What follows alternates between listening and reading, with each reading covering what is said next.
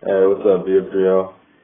It's Reed checking in, chilling here with my girl Minnie Mouse. Montage is officially double on the clock. I got 10 minutes. Cell phones allowed here? Oh yeah. That's the value. So Matt, let's talk about this.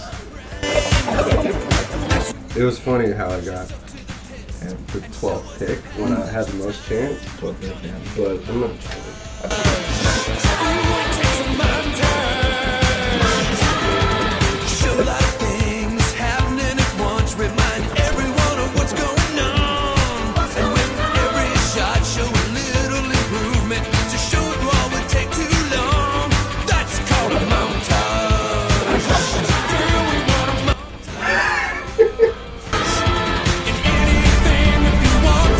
That is a BF3L first right here.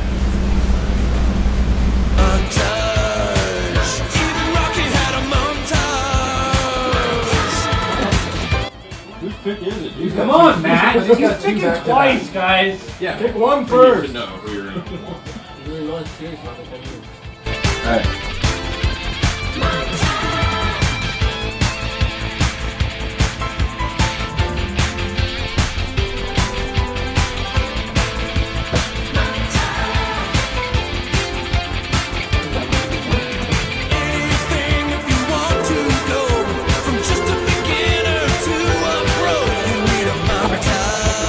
The 12th pick, the last pick of the first round in the 2013 BF3L draft.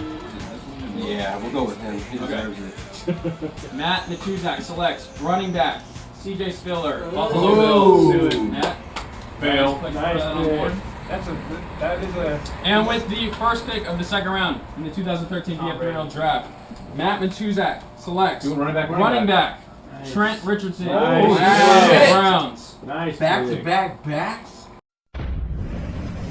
This is the Week 5 recap in the BF3L. Let's take a look at the Week 5 scoreboard. In Week 5's Game of the Week, we had Eric Stanton versus Luke Tegner. Thanks to Eric putting up a league low of 63 points. Hi BF3L. I'm retiring the name of the website, as there's no such thing as WWWL. I think I'll be called Women's Weight Watching Losers, because that's what I feel like, a woman. Luke took the wind from underneath my sails. I was expecting more from, I don't know, anybody. Anybody want to have a touchdown besides the injured CJ Spiller? Anybody? Nobody? Okay, yeah. Absent. Luke easily won this game 102-63, even though Tom Brady only totaled 5 fantasy points. His big games from Fred Jackson, T.Y. Hilton, and the recently acquired Jason Witten helped Luke move to 4-1 on the fantasy season. I had an alright week. I started out kind of scared that my team was going to suck D's, and then T.Y. Hilton decided to start playing. Luckily, Jackson is better than Spiller. Tom Brady is sucking for usual, I guess. It was a good game. Wasn't too much competition, as Eric's team couldn't put together anything spectacular, but I have a feeling he'll do better this week. It should be a close one between he and Ryan. In a game that featured the highest score of the week, Mark took down Matt 160-85. As of noon on Sunday, it looked as if Matt was going to come away with a victory in this one, as he was projected an 89-78 victory. But then the Denver Broncos and the Dallas Cowboys decided to have what Ryan Kelly predicted, a game of fantasy gold. Tony Romo, Noshawn Moreno, and Terrence Williams put together 83 points for Mark in the afternoon games, which led the way to an easy victory over the Twos.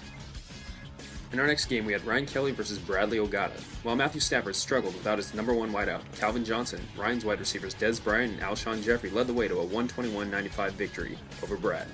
Not only did Brad suffer a loss for Week 5, his season took a turn for the worse while losing Michael Vick to a hamstring injury, and Julio Jones is gone for the season due to a foot injury.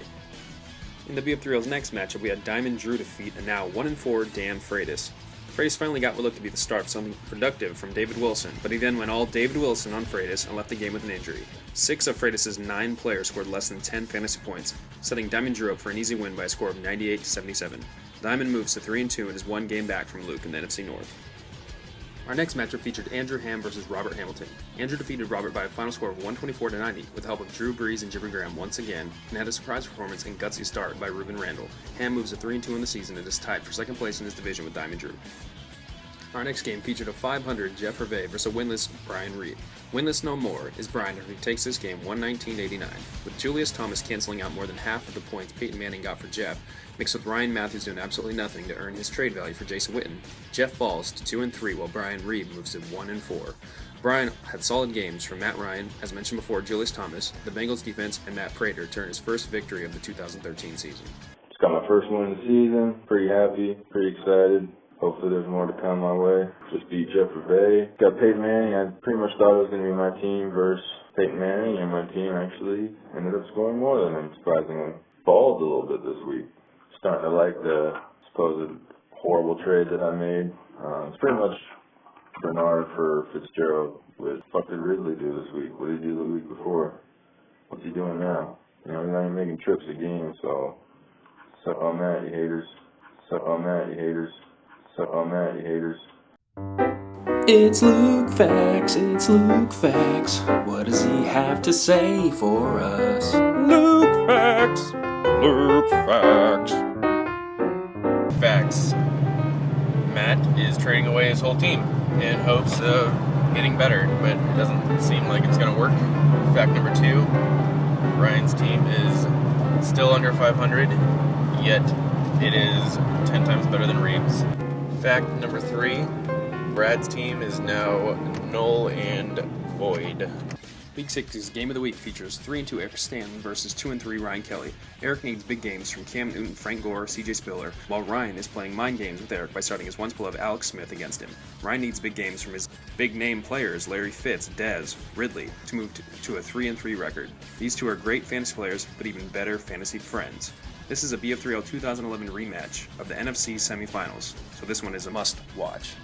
ESPN predicts Ryan to win this game by a score of 107-90. We're gonna have a bounce back week this week. I don't know who I'm playing. Doesn't really matter. Doesn't matter to me. Just going for a W, a win. Maybe we forgot what that's like. Yeah. All right. I'm gonna go out there this week. Pray to God that Corey doesn't send me a video.